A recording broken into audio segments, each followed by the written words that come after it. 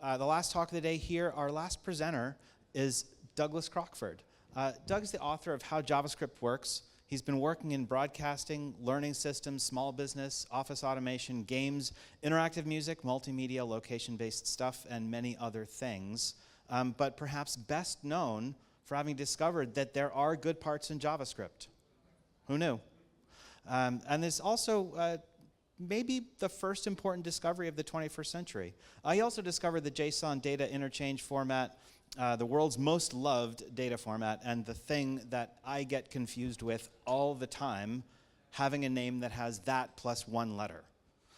In any event, apparently, I guess Doug, he didn't think it was in any importance for me to introduce you more than that, but that seems like kind of a lot. So I'm going to stop talking and have Doug come up on the stage.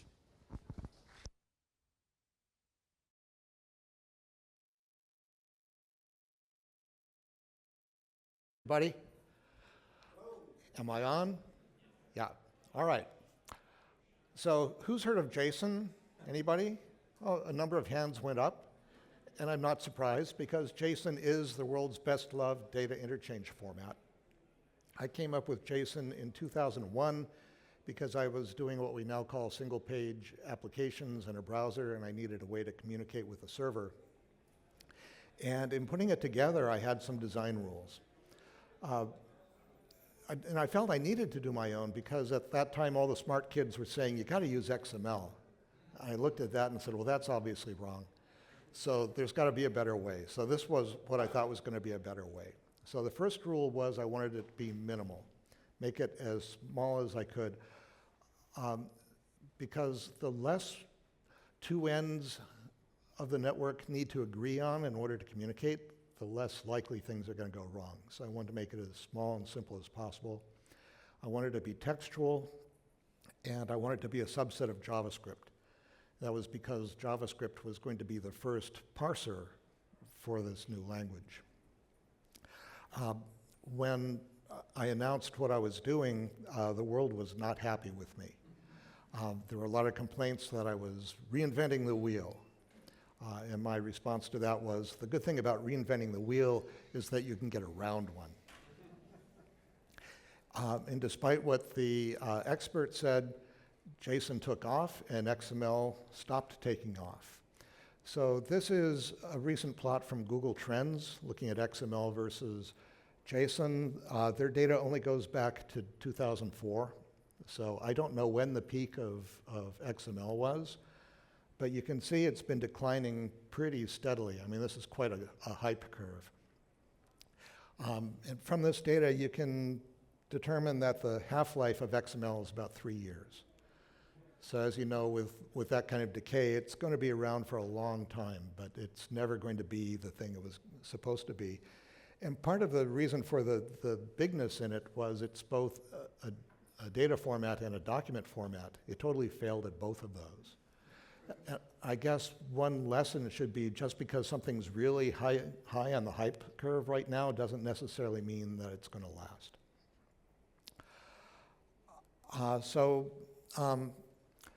I never intended for JSON to be the last format that, I assume that there are going to be others, better ones to replace it. So I offered some advice to anyone who might want to come up with another standard. The first is, please don't break JSON.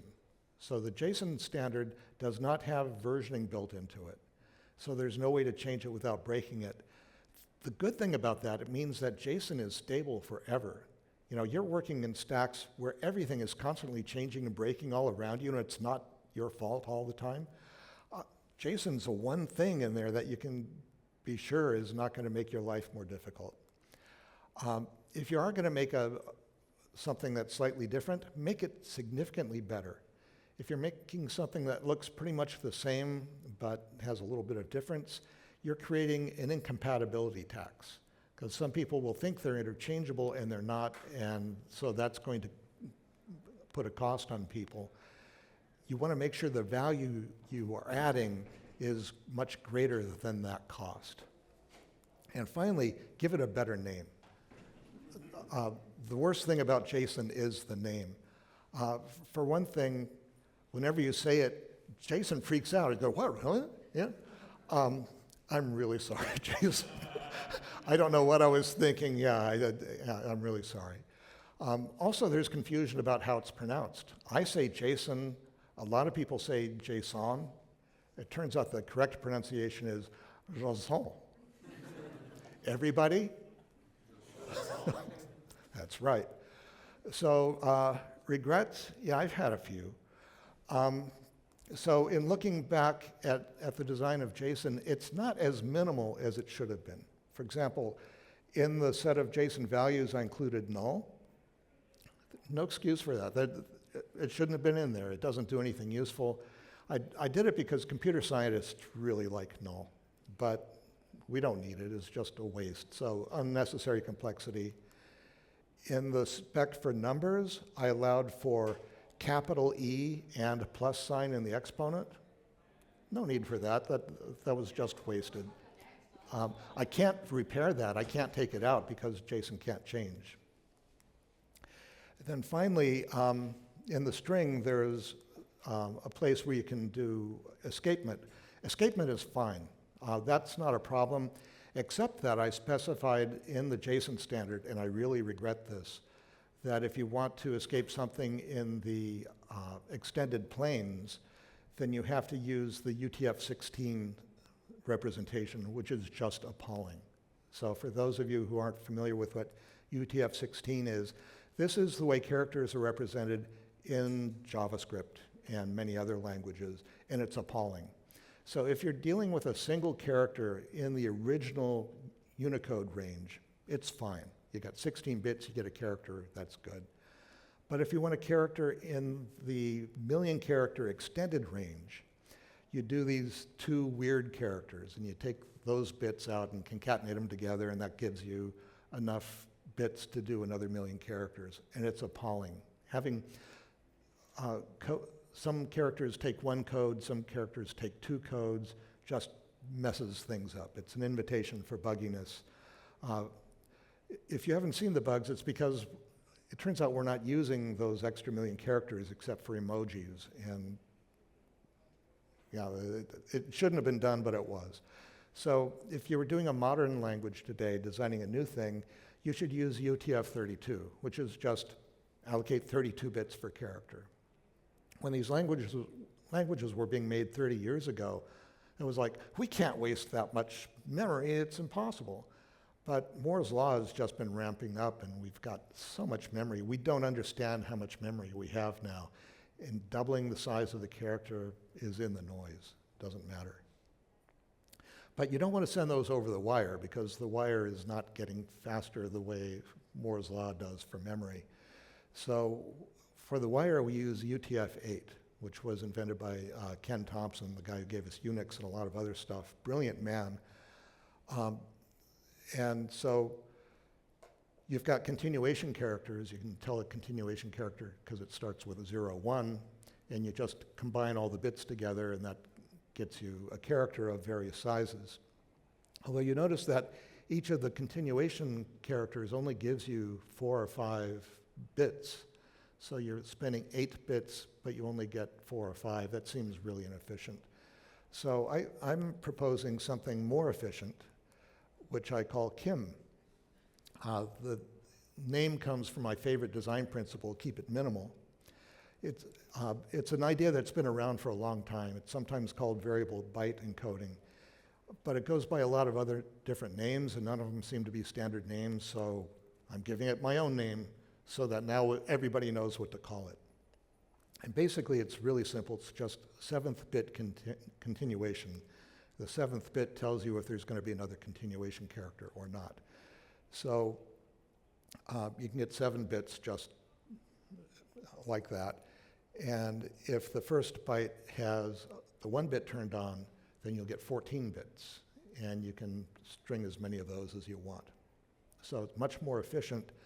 Now, for some applications, you won't notice the efficiency, but if you're using any of these scripts, you will. You will save 1 byte per character on the wire. And in some places, that could be significant. Now, us being privileged in North America, we don't care. We're only using ASCII basically anyway, so none of this affects us.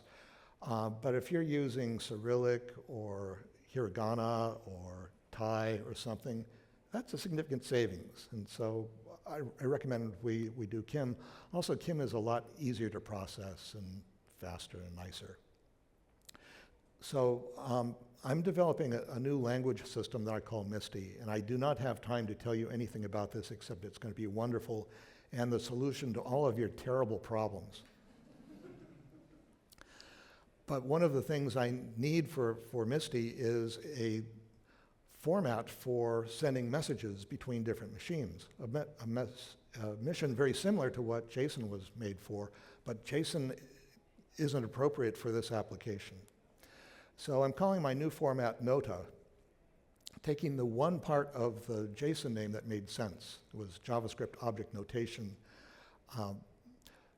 The Java guys hated that we called it objects because what they mean by object is very different than what JavaScript thinks of objects. And said, this use of object confuses us. They were not happy with it, but I'll address that later. So it's a JSON-like binary encoding with blobs and private process addresses, which are some key things that I need in this new system.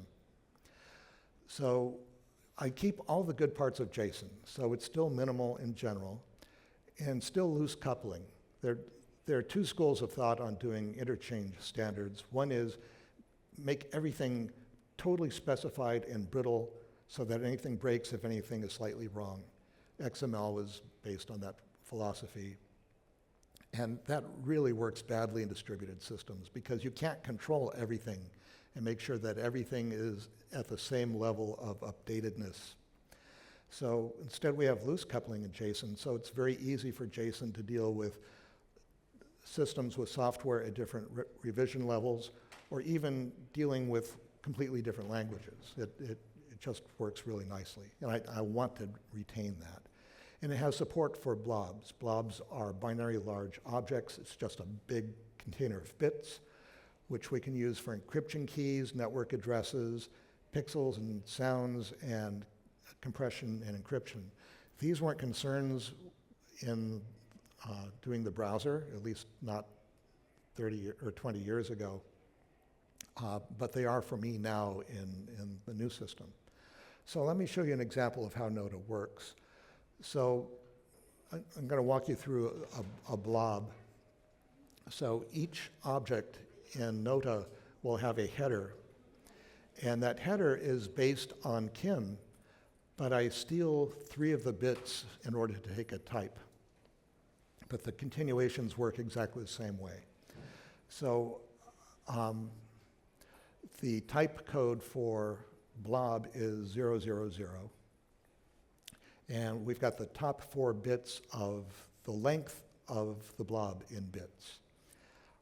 If the length doesn't fit in 4 bits, which it usually won't, then we'll turn on the top bit and we'll be able to get more.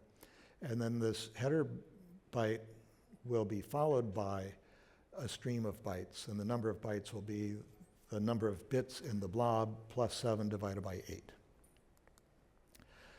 So, for example, say we want to send a blob with a length of 521.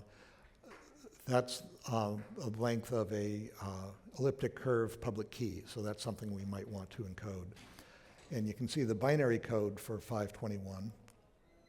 So we'll start with a blob header. We know that 4 bits is not enough to encode a 10-bit number, so we'll continue it, and then we'll take the bits and stuff them into the fields, and then we'll follow it with a whole lot of data bytes. Pretty simple. We can do a similar thing with text, where the number will be a length, and then we'll follow it with Kim characters. This is a little bit more efficient than what we're doing in JSON right now, because most of the time you won't need a close quote. You just are able to say this is a string in 1 byte. Arrays work the same way, and it's also recursive the same way that JSON is, so that you can have an array of any values. And we have records. and I'm calling them records now instead of objects, so that the Java guys don't get upset again. Then floating point, I do a little differently. So I construct a floating point number out of 2 integers. Doing things in integer space just makes it much easier to deal with. And so we multiply a coefficient times 10 to the exponent, and that gets us numbers. In fact, it's exactly the same range of numbers that you get with JSON. So at that level, we're completely compatible. And so, this is how you construct a number.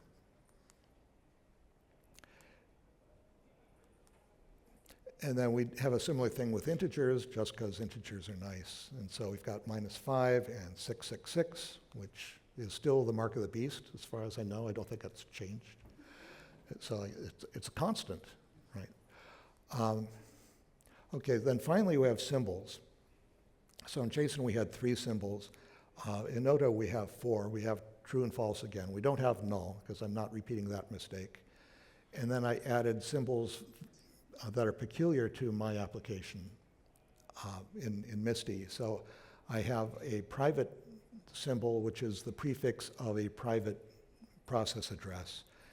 And I have a system prefix that can go on special messages that need to be processed quickly, like that process is out of control, shut it down. Those will have the system prefix. And I've got room for lots more, but I haven't found a need for them yet. So those are the Nota types. I think it's even simpler than JSON. Now, JSON is pretty simple in that I've got a card here that says JSON on it. And on the back is the grammar for JSON. JSON is actually a grammar for very simple texts. And the whole standard fits on the back of a card. This is even simpler. I'm trying to figure out what this will fit on, maybe a button or something. So the Misty system will use Nota to send inter-process messages across the network. And the Misty language will not provide direct access to Nota, just because I'm thinking it belongs at a different layer, and I'm thinking of Nota as a system encoding and JSON as an application encoding.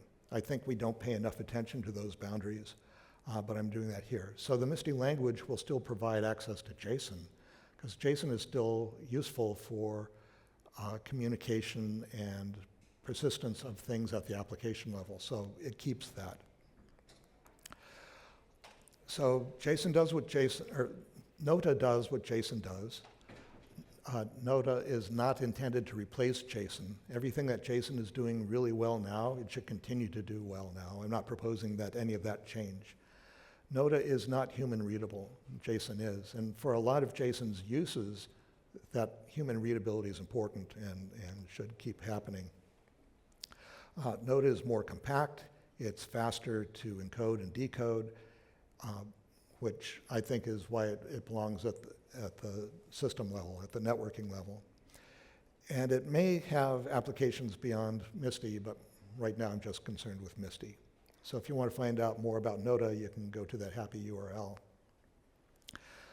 Then finally, I want to leave you with one piece of advice. The 3 most beautiful words in the English language: don't make bugs. Thank you and good night.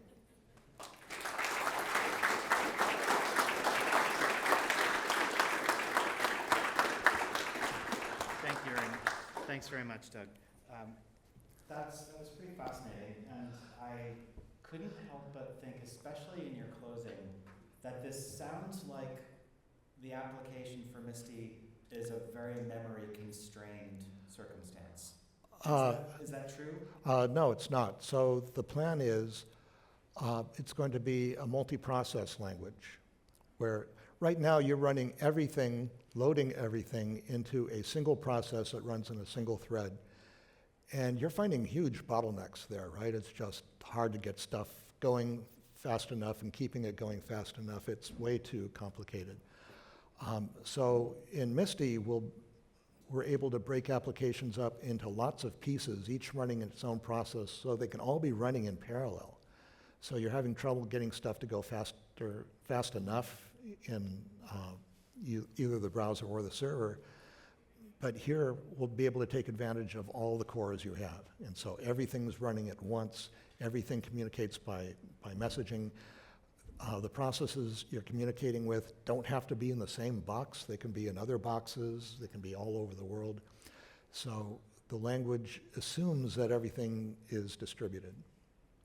And by that, we can make stuff go faster, and we can be much more modular in the way we design our systems. Right now, we're working in JavaScript, which is basically it does linkage through global variables, and we know that global variables are terrible for modularity.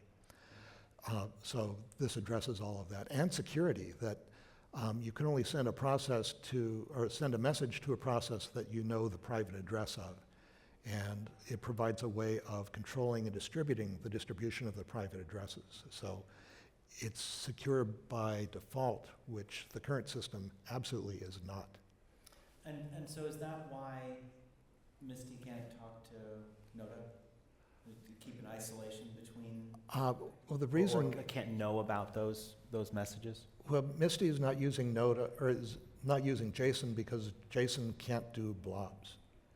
And it's really important that we're able to do that. So it increases the space of data types that we can deal with, right?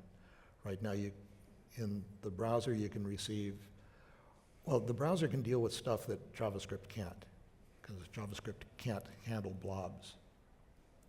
So this fixes that. So it gives us access to a lot more kinds of data. But I don't think applications need to be concerned with how that happens. So from the point of view of an application developer, all of the messaging is just magic. You know, you send an object that's full of interesting stuff over there, and it arrives, and boom, it's fully reconstituted and able to do stuff. So you shouldn't have to care how that happened. So I'm curious. There's a few questions coming in here about the JSON format and standard. One of the things that you mentioned early about JSON being sort of perhaps a limitation, but in other ways a strength, is the fact that there's no versioning. Mm-hmm. What decision did you make about that with Nota? Well, is there a provision to version the language? Not currently, but it's more extensible than JSON. For example, currently there are only 4 symbols. Within the 4 bits in a symbol, we could have 16, and if you turn on the continuation byte, it's unlimited how many symbols we could have. So that part of the language could grow. But I think it's general enough. It does everything that JSON does in pretty much exactly the same way. It's just a slightly different encoding. And coming back to that question, everybody, well, not everybody, but a few people are asking about, would you go back or could you even think about going back to extend JSON? No, it's done. All right, so that would be a no on comments, no on versioning. All right, that's cool. Yeah, I just yeah, wanted to that's cross done. these off the list before. I mean, God, look at the versioning problems you're having with CSS, right? Today the thing works, but it's not going to work tomorrow. And the fix to the problem I'm having might be released next month, but not everywhere. So it's not going to work for maybe another year. It's like, that's madness, right? That doesn't happen with JSON. Why do you want that to happen to JSON? Just let it keep serving you fine the way it does. It works. I wonder if you could elaborate a bit on why including null was a mistake in JSON. Because it's not necessary. It violates the rule of minimalism. You don't need it. Okay. And having a thing there that you don't need, people get confused and think, oh, I got to find a use for that. And so they'll do weird, crazy things just so they can say, I've used every feature, because that's how I measure my self-worth. Or I don't understand it, but that's what that is about. So do you see an end for JSON? I'm sure someday it'll be superseded. Everything tends to wear out eventually. I've never said JSON forever, and I've never said nothing but JSON. If a better idea comes along, I've always been in favor of better ideas. I'm not a traditionalist. Traditionalists often feel that tradition is more important than progress. I don't feel that way. So, and I get paid the same either way, right? So, if JSON continues to go on, that's fine. If JSON is displaced, that's fine too. If JSON goes away because everything goes away, I wouldn't be happy about that. But well, we probably have other things to worry about at that point. Yeah. So coming back to Misty, do you envision Misty will address similar concerns around security that you aimed to address with self-handshake? Absolutely. And let's see. So Misty will use the Procession protocol, which was inspired by the SAFE protocol. So the safe handshake will still be employed. It's a protocol which is able to make and validate and secure a connection in one round trip. I don't think you can go faster than that. Mm-hmm. And also you can include the first pair of transactions at the same time. So you could argue you can do all of that in 0 round trips. And I know you can't do better than that. So that'll be the basis by which we do the networking. And while that protocol is being designed explicitly for the needs of Misty, in theory, any language should be able to create a binding to it. So any language could participate in this world of interacting processes. So do you have any thoughts on protobuf? And is there a chance something similar like that might overthrow JSON? JSON. Yeah, so, JSON. JSON. Pardon. So I used to be an expert where I knew what everybody was doing. I was on top of all the progress and the prototypes and the breakthroughs and stuff. I've reached the point in my career where I don't have to do that anymore. So I don't pay any attention to what anybody else is doing. So I don't know what that is.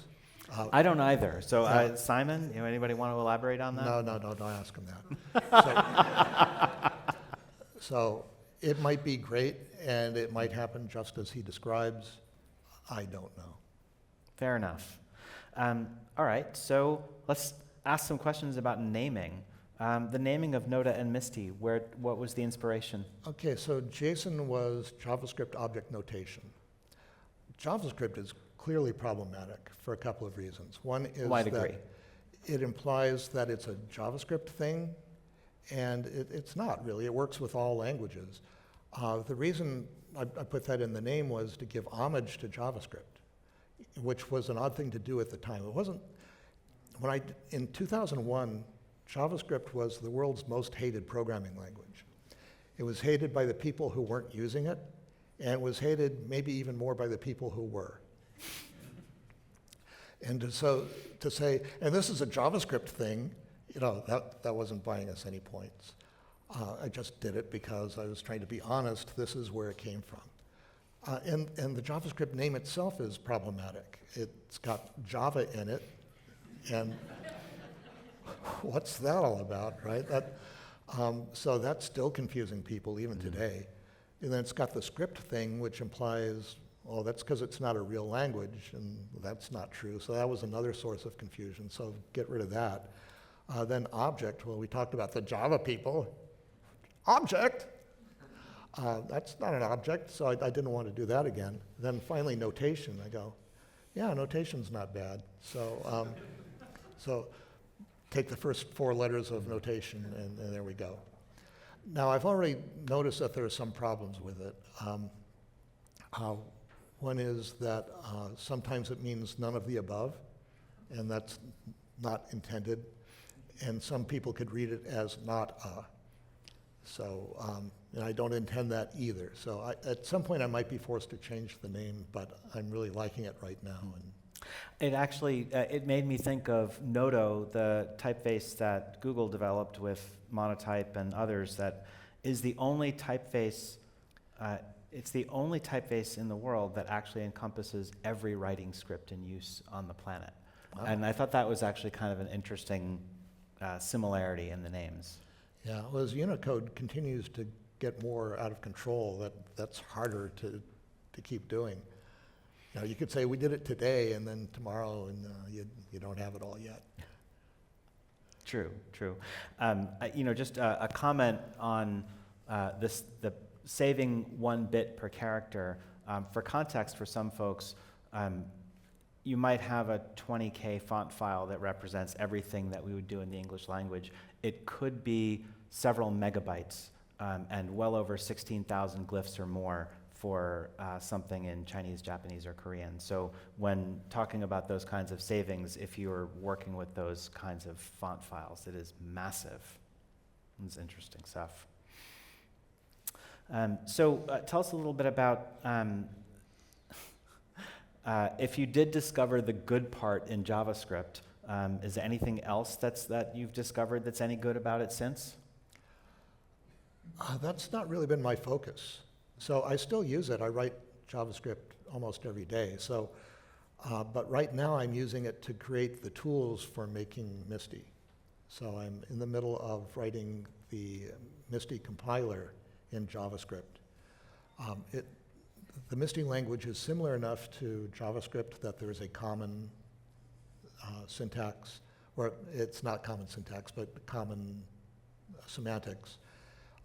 So once I get that working, I will then rewrite it in itself and then have Misty do its own stuff. But I'm using JavaScript to help develop Misty. And what's the timeline for that project? Any idea? Well, I've been working on this language for about 50 years. And I'm feeling pretty good that I'm past the halfway point. The problem is, I keep getting smarter, or at least learning new stuff. So I've implemented this language several times and go, oh, that's all wrong. I could have done it better. And so I keep restarting. And since I'm self-funded, you know, I can do that. I have no deadlines, which is slightly problematic because there's no pressure to ever finish it. But I'm feeling pretty good about the current sprint, and I think I can take this one to the end. And I do have people waiting for this one. There are other projects where they're doing amazing things like developing actor systems in hardware. Wonderful stuff. And they want to port Misty to their platform. So, you know, they are still vaporware. Misty is still vaporware. That's why it has the name, because it's vaporware. But it may be that, you know, we'll kind of have a competition to see, you know, who blocks who and so on. That might be one of the first places where Misty actually runs in production. So I'm motivated now to try to fix it. Someone was asking if it was a big enough project to perhaps consider a Misty Mountain, if you will. Sure. I'm sorry, I couldn't deliver it any better, Jessica. I really wanted to do it justice, but I've been saving that one. If anybody else has any other questions that you want to add, I think we're sort of getting down to the end of the list of ones that have been submitted. I think we still have a few more minutes. Okay, great. We still have 10 more minutes if we want to use it. It's completely up to you. Anybody else in the room have something that you'd like to ask about this project? Well, I have something for you. If you have any interest in having this card, come see me afterwards and I'll give you one while supplies last. Okay. Well, I think we don't have any more questions, then just a warm thank you for sharing with us today. That was fascinating. Thank you very much.